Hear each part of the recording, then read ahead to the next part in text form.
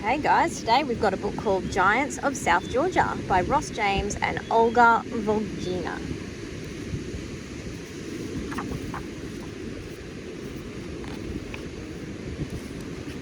Dedicated to all those who played their part and those who are yet to. Giants of South Georgia. If I were a superhero, I'd save the planet, but I don't have a cape, just a warm, fuzzy jacket. Oh, George, said Grandma, you'd be surprised to see. Heroes look just like you and me. Come, I'll show you where the wildlife roams free, where the heroes have changed destiny. They went by train, by plane and by car. It was George's longest journey by far. When the land stopped sharp, they sailed by boat. The air grew cold. They wore a hat and coat. Look over there, where the sea meets the sky, where the wind is the strongest, great albatross fly. There, George, see him, the biggest bird of all. A wandering albatross swooped through a squall.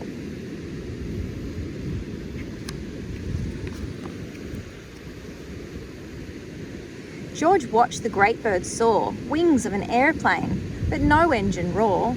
Grandma, it's gigantic, George said, wide-eyed and frantic.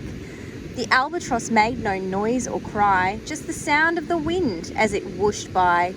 They sailed on south, over the sea. South Georgia appeared, where wildlife roams free.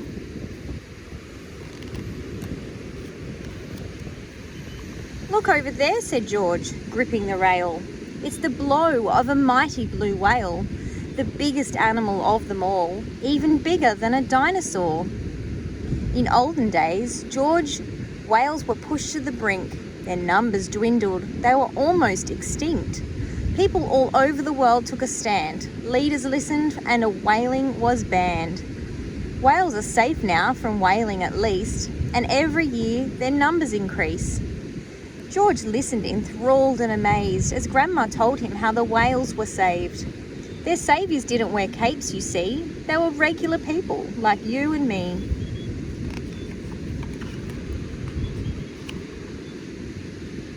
A giant elephant seal reared up high, lifted his trunk and bellowed to the sky. He was bigger than a cow or horse. He sneezed and wheezed and parked with such force. This is my beach, enter at your peril. I'm the beach master, call me King Errol. You may be big, but a king you are not. I'm a king penguin, or had you forgot? Grey, blue, black, white and gold, the penguin stood tall, proud and bold.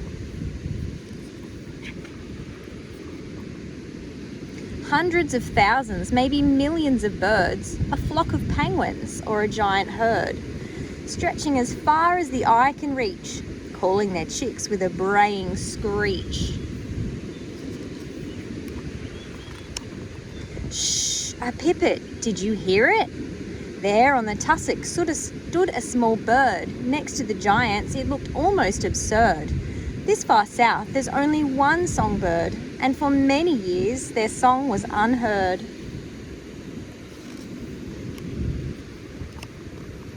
Rats arrived with the sealers and whalers, stowing away on ships hidden from the sailors. Hungry and cold, the rats swam ashore and ate the pipit's eggs till there were no more, chasing the pipits far offshore. Oh dear, said George, what a tragic tale. Did no one save them like they did the whale? Oh yes, said Grandma, the task was great. From helicopters, they dropped toxic bait. Then followed a long, anxious wait. It took year after year after year, but the news was good. The island was clear. There are no more rats, she said with a cheer.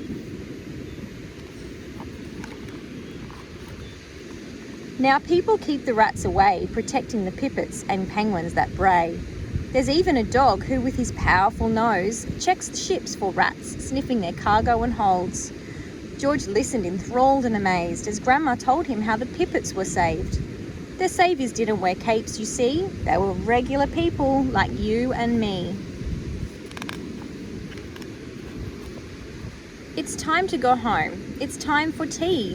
The day's been long. I need a wee. But Grandma, I don't want to leave, said George, catching a tear on his sleeve.